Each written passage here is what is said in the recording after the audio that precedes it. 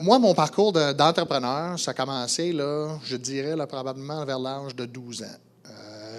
Nos vacances d'été, il y avait un terrain de golf là, pas loin de chez nous, quand restait dans le Maine, et j'ai décidé de commencer le programme de Caddy.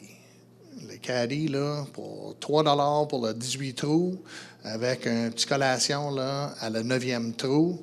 C'est là, ma carrière là, comme entrepreneur a commencé. Ça a continué un peu là, ici en Estrie, quand la famille a déménagé en Estrie, faire les foins pour les fermiers, couper les gazons et tout de suite. Je pense que le parcours, le début d'un parcours là, de la plupart des entrepreneurs, là, ça commence un peu là, le même sens. Pas nécessairement avec les gazons, puis faire le foin et faire le caddie au golf, mais c'est à peu près semblant pour tout le monde. Je pense que c'est quelque chose qui est dans le sang. Là, j'étais allé à l'école quand même. Je suis venu ici là, à Bishop. Mais pendant là, tous mes étés, je peinturais des maisons.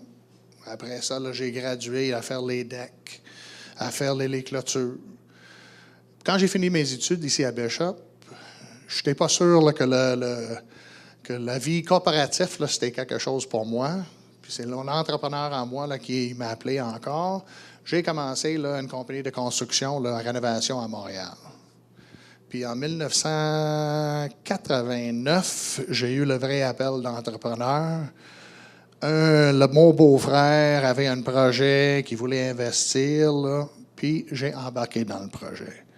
Le projet, là, c'est Ramagex. Ramagex, c'est une compagnie qui existe depuis 1933, qui était située là, à Pointe-Mary, à Magog. On est le dernier manufacturier de laine de bois au Canada. La laine de bois, tu vas demander c'est quoi? Tout le monde là, va à l'épicerie, aux végétariens ou voir les paniers cadeaux. Le petit spaghetti de bois qui est dans le fond de ces boîtes-là, ces paniers, puis en dessous les fruits et légumes, c'est ça le produit que je fabrique. Mais nous autres, on a acheté la compagnie en 1989, moi puis mon associé, justement en misant sur l'environnement.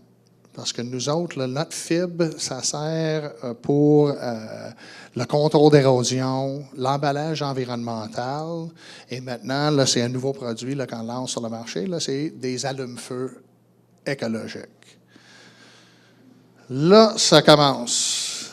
On a une entreprise. Comme tout bon entrepreneur, on prend soin de la base de notre entreprise, on suit notre plan d'affaires, on établit une clientèle, tout commence à bien rouler, tout va très bien. Après ça, là, je pense que c'est l'appel entrepreneurial là, dans toutes nous autres.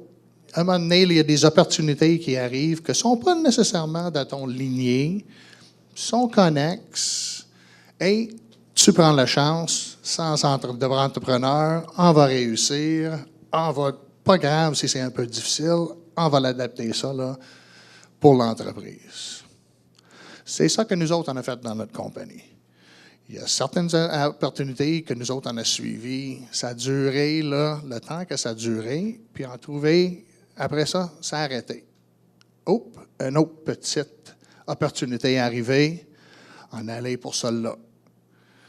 Éventuellement, là, on a réalisé là, que toutes ces opportunités-là, ils commençaient à diminuer. Puis on regardait là, à nous autres, à la compagnie, puis on a dit, oh mon Dieu, on a fait la réalisation là, que le clientèle de base, le plan d'affaires de base et tout, c'était plus, on ne prenait pas plus soin là, de ces clients-là, puis on a commencé à les perdre. Puis on a dit, on a commencé à questionner.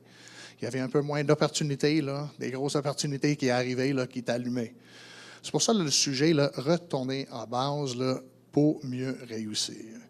Comme entrepreneur, là, je pense que tout le monde qui est entrepreneur ici sait que tu portes là, à peu près là, 50 chapeaux là, dans une journée. Puis l'effet là, de changer de chapeau tout le temps, ça arrive qu'on finit par oublier un petit peu notre mission de base, tout le plan de base qu'on avait sur notre entreprise. Comme ça, il faut de temps en temps, c'est extrêmement important là, pour un entrepreneur, de prendre le recul, de regarder c'est un peu là, comme un de les conférenciers, là, excuse, là, avant, disait là, il faut se réinventer 2 fois là, par année. Mais la même chose avec une entreprise. Il faut que tu prennes le temps, comme entrepreneur, de reculer une couple de fois là, par année pour vraiment regarder si les décisions de business, des décisions d'affaires, c'est vraiment ça qui est en ligne avec ton plan de base. Si tu ne fais pas ça régulièrement, tu finis là, tu l'oublies une année, tu oublies une deuxième année, ou là, tu le recules, tu fais le regard, tu regardes ton plan de base, puis tu réalises là, souvent là, que, oups, j'ai fait une grave erreur, puis ça cause énormément d'ouvrages, ou ça prend beaucoup d'ouvrages juste pour rétablir là, tous ces contacts-là que tu as perdus avec ton clientèle de base qui était là depuis longtemps. Ça te force, là, ça te force de changer quand tu ne veux pas nécessairement changer, quand tu avais vraiment là, un plan solide. C'est ça là, qui est un peu là, qui est arrivé là, avec notre entreprise, qu'on a été obligé de prendre un grand recul et regarder notre plan de base et repartir avec 2 nouveaux produits parce qu'on avait négligé un peu le produit de base. Maintenant, tu es obligé de repartir là, dans 2 différentes branches. Puis, je vais te le dire, là, honnêtement, c'est extrêmement difficile de le repartir là, après 22, 23 ans de business que tu réalises là, que tu as oublié là, toute ton affaire de base. C'est pour ça là, que je dis à tout le monde maintenant, aujourd'hui, là, que le recul, quand tu es dans la forêt, puis tu as des opportunités, là, les oiseaux là, sont partout, là, puis tu veux les prendre, puis tu as vraiment là, le goût de foncer, il faut vraiment que tu recules au début de la forêt pour être capable de voir extrêmement clair.